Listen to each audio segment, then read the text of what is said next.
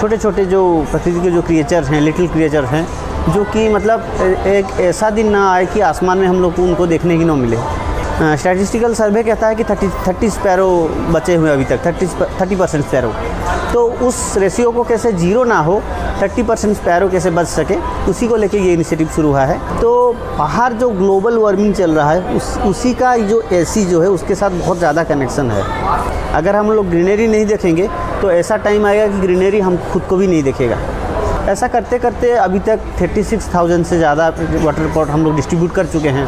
तो वो जो साइकिल जो है उसका लाइफ लाइन है, वो जो रोड है उसका लाइफ लाइन है। अगर वो लाइफ लाइन वहीं ख़त्म हो जाता है तो परिवार वहीं मर जाता है।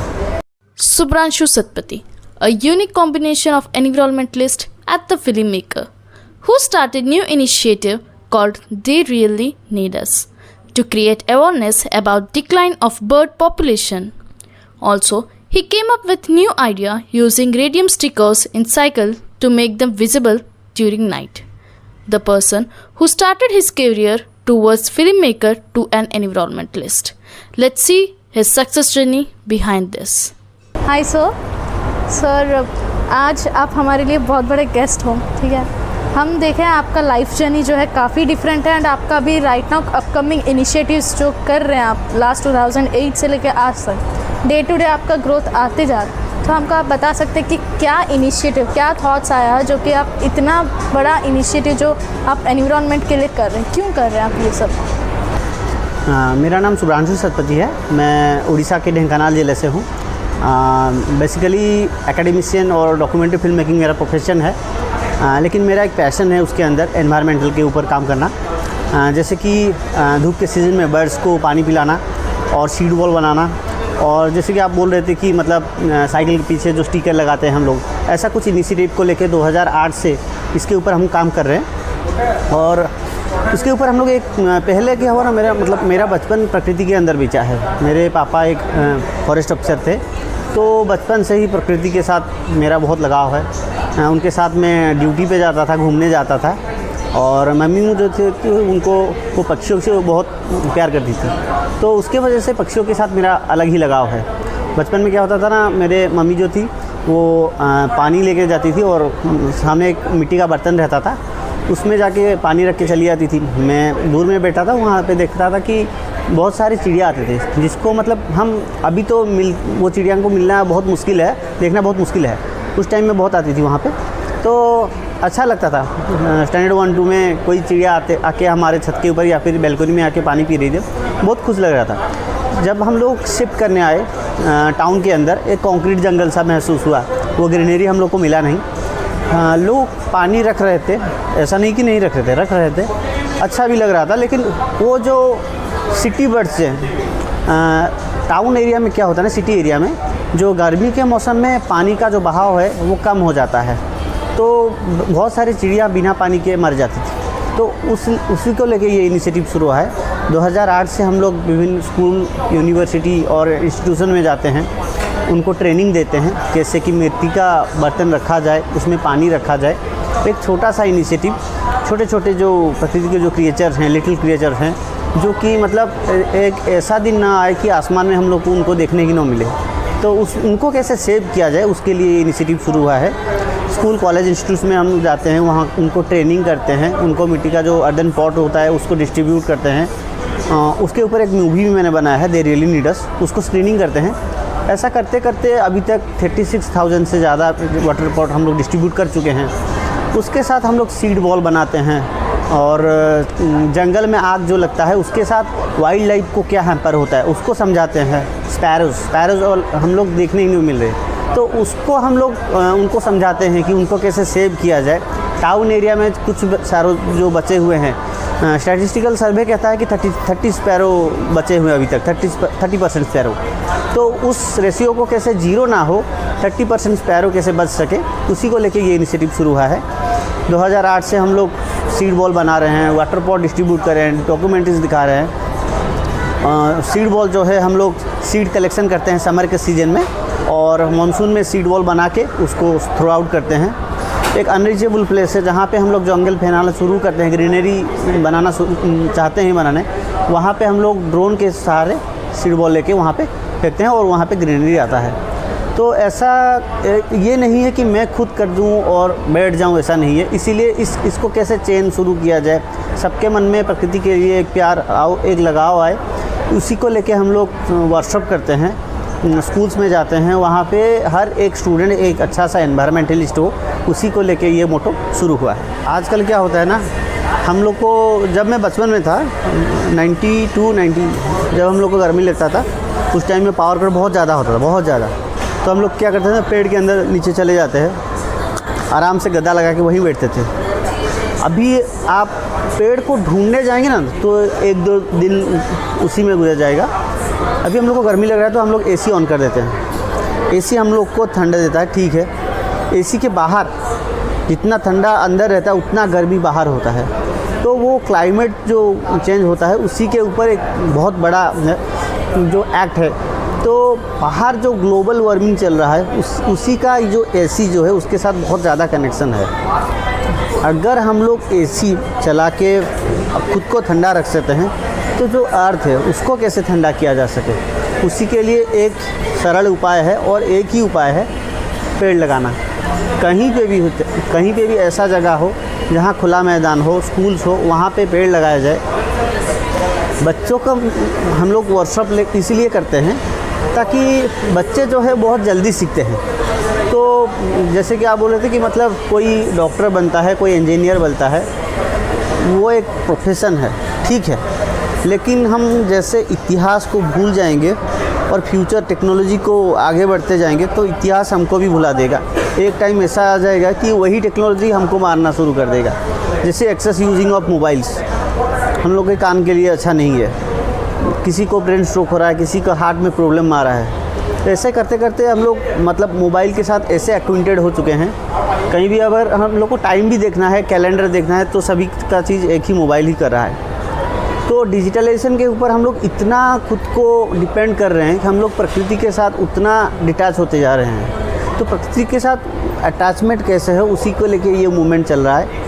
स्टूडेंट को और जो बच्चे जो हैं उनको इन्वॉल्वमेंट इसलिए कर रहे हैं ताकि वो जो पहले जो स्टूडेंट, ठीक है, वो डॉक्टर इंजीनियर बने, वो प्रोफेशन के लिए अच्छा है। खुद अगर सस्टेनेबल ना हो तो वो खुद कुछ नहीं कर सकते। तो खुद को सस्टेनेबल बनाना ही पड़ेगा, लेकिन उसके साथ हम लोग को ग्रीनरी को भी देखना पड़ेगा। अगर हम लोग ग्रीनरी नहीं देखेंगे तो ऐसा टाइम आएगा कि ग्रीनरी हम खुद को भी नहीं देखेगा। जैसे कि आप देख रहे हैं कि मतलब जंगल में आग लगने के कारण जहाँ सारे हाथियाँ हो या फिर वाइल्ड लाइफ एनिमल अभी शहर की ओर आ रहे हैं। वो क्यों हो रहा है? जंगल में उनको खाना पानी नहीं मिल रहा है, वो शहर के ऊपर आ रहे हैं। और एक प्रॉब्लम है, वहाँ पे आग लग रहा है। जैसे कि हम लोग को गर्मी होता है तो हम लोग एसी ऑन करते हैं। जंगल में अगर आग लगे तो वो लोग कहाँ जाएंगे? खुद को सेव करने के लिए तो कहीं आएंगे ना। तो ये सब जो चीज़ें हैं उनको मतलब प्रकृति के साथ लगाव करना बहुत मतलब उनको सिखाते हैं कि बच्चे स्टूडेंट के स्टेज में ही सिखाते हैं ताकि वो लोग जब कॉलेज में आए और यूथ बन जाएं तो दूसरों को वो सिखा सके, एक मास मूवमेंट चले और ख़ुद भी उसमें अडॉप्ट हो जाए। जैसे कि हम लोग मैं बोला कि इतिहास को छोड़ के हम लोग टेक्नोलॉजी के पीछे भाग रहे हैं। हम लोग मैं बोल रहा है कि मतलब ग्रीनरी को छोड़ के टेक्नोलॉजी के पीछे आप मत भागिए, टेक्नोलॉजी के साथ भागिए, ठीक है, लेकिन प्रकृति को लेके चलिए। वरना एक दिन ऐसा आएगा ग्लोबल वार्मिंग के लिए, जैसे कि इंसान को कोई उसको लो वोल्टेज के कारण बोल रहा है कि एसी चला दिया उन्होंने और हम लोग का वो लो वोल्टेज हो गया। सारा पृथ्वी में एक लो वोल्टेज आ जाएगा। हम खुद ही ढूंढेंगे कि पेड़ कहाँ है, छाँव कहाँ है, कहाँ बैठेंगे। सर मेनली आप जो सीड बॉल्स बनाए थे एंड ड्रोन के दौरान आपने हर जगह के पास किया था, आपका पहला स्टेप था बरूनी में। तो आपको ये सीड बॉल्स बनाए कैसे हैं? आपको ये चीज़ थॉट आने से पहले आपको ऐसा क्या चीज़ लगा जो आपको कि नहीं बर्ड्स को खाना चाहिए, दूर दूर प्रदेशों तक जाना चाहिए करके आपको ऐसा थॉट्स क्यों आए थे? ये इनिशिएटिव के पीछे क्या रीज़न है एंड कहाँ तक ये सक्सेस हो पाया? सीड बॉल एक ग्रीनरी फैलाने के लिए बहुत आसान सा तरीका से, ग्रीनरी बनाने के लिए सीड बॉल से ज़्यादा आसान तरीका और है ही नहीं। तो ग्रीनरी करने के लिए सीड बॉल हम लोग बनाते हैं, सिखाते हैं, खुद तो बनाते हैं, स्कूल्स में जाते हैं वहाँ पे बनाते हैं। सीड बॉल क्या होता है? जो हम लोग एक छोटा छोटा फ्रूट्स रहता है उनको खाने के बाद फेंक देते हैं, वो अननेसेसरी वेस्टेज हो जाते हैं। तो हम लोग कलेक्ट करते हैं समर के सीजन में सीड, और उसके ऊपर एक मिट्टी का एक कोटेड देते हैं, धूप में सुखाते हैं ताकि वो मेल्ट ना हो जाए। एक मानसून आता है, एक बारिश का बहाव आ जाता है, उसको लेके कहीं पे भी हम लोग ग्रीनरी फैलाना चाहते हैं, वहाँ लेके फेंकते हैं और ग्रीनरी फैलता है। इससे आसान तरीका ग्रीनरी फैलाने के लिए और है ही नहीं, मुझे लगता है। तो सीड बॉल बनाना बहुत इजी है, तो हम लोग स्टूडेंट्स को इन्वॉल्व करते हैं ताकि उनको अच्छा लगे। बच्चे जो हैं उनको मिट्टी और पानी से बहुत लगाव रहता है, उनको बहुत पसंद आता है, तो उनको जाके हम लोग बनाना सिखाते हैं। और वो भी समर के सीज़न में खुद से कलेक्ट कर लेते हैं। हम लोग वहाँ जहाँ पहुँचते हैं वो बोलते हैं सर हम लोग ने 200 सीड्स कलेक्शन किया है, 300 सीड्स कलेक्शन किया है। ऐसा करते करते हमें अब लोग 1 लाख से ज़्यादा सीड बॉल बना चुके हैं और कई जगह में थ्रो भी कर चुके हैं। जैसे कि मैं बोला कि ड्रोन के सहारे हम लोग थ्रो किए हैं। तो एनवायरनमेंट के ऊपर जैसे कि sparrows, seed ball, water pot distribution, fire कैसे जंगल में आग ना लगे, जंगल में आग लगाने से वाइल्ड लाइफ का क्या हैम्पर होता है, उसी को लेके वर्कशॉप सालों भर चलता रहता है। और 2008 से शुरू हुआ है, अभी तक चल रहा है। उड़ीसा के ढेंकानाल ज़िले में शुरू हुआ था, अभी ऑलमोस्ट 30 से भी ज़्यादा डिस्ट्रिक्ट कवर कर चुके हैं। नवी मुंबई में कर चुके हैं, चेन्नई में कर चुके हैं, कलकत्ता में कर चुके हैं, उड़ीसा के बाहर कई स्टेट में भी कर चुके हैं। तो ऐसा लेके एक मास मूवमेंट शुरू हुआ है। अच्छा लग रहा है कि उसको लोग एक्सेप्ट कर रहे हैं। एक एनवायरमेंटलिस्ट एक ही जगह में काम करे ऐसा पॉसिबल नहीं है। अगर एक एनवायरमेंटलिस्ट कई सारे एनवायरमेंटलिस्ट को बनाता है, उसी में ही उसका अच्छा है। और सर आपका एक थर्ड इनिशिएटिव भी हमको पता चला कि आप साइकिल के पीछे रेड कलर लाइट्स जो बाइक्स के जैसे आते हैं, आप हर साइकिल पे भी आप लगाते आए हैं। ये कैसे आपका सोचा है कि साइकिल वालों को भी चाहिए? लाइक साइकिल में हम लोग लाइट भी लगा सकते थे, लेकिन आप बैक साइड में वो जो कलर रखाते थे, वो उसके पीछे रीज़न क्या है आपका? पहले हम लोग एक रोड सेफ्टी कैंपिंग चल रहा था, हम लोग वहाँ पे गए थे, देख रहे थे कि हाँ ठीक है। वहाँ से हम लोग लौट के आ रहे थे, एक साइकिल अचानक से हमारे गाड़ी के आगे गया। वहाँ पे बहुत अंधेरा था, वहाँ पे एक एक्सीडेंट हो जाता, वहीं पे शायद डेथ भी हो सकता था, इंजरी भी हो सकता था। क्यों? साइकिल के पीछे एक बत्ती नहीं था। जब 5 फीट 2 फीट के नज़दीक आ गए हम लोग, वहाँ पता चला कि सडनली वहाँ पे एक साइकिल जा रहा है। मेरे बड़े भैया जो थे शुभेंदु सतपथी, उन्होंने वहाँ पे सोचा कि अगर उसके पीछे एक लाइट लगा लेते, लगा रहता था पहले, लेकिन उसको क्या होता ना, टाइम के दौरान वो ख़राब हो जाता, तो और कोई वहाँ पे लगाते नहीं थे, वैसे ही छोड़ देते थे। तो वो सोचे कि वहाँ पे हम लोग अगर वहाँ लाइट लगा लेते तो एक मतलब लाइफ सेव हो जाता। ठीक है, हम लोग शुरू करते करते हम लोग लाइट लगाने लगे। एक लाइट का कॉस्ट आता था 100-200 रुपीज़ ऐसा कुछ आता था उस टाइम में। उतना अफोर्ड करना उतना ईजी नहीं है। उसको रिप्लेस करने के लिए हम लोगों ने रेडियम स्टिकर लाना शुरू किए और साइकिल के पीछे लगाने लगे। हम लोग देखे कि जिस एरिया में हम लोग ज़्यादातर साइकिल्स में लगाए हैं, एक दिन शाम को लौट रहे थे, पीछे से ऐसा लग रहा था कि एक रेड कलर का फ्लैग जा रहा है। अंधेरे में जब लाइट गिरे, ज़्यादातर साइकिल में कौन आता है? लेबर लोग ही आते हैं अपने पेट गुजारने के लिए शहर में, और शाम होते ही उसके घर जाते हैं।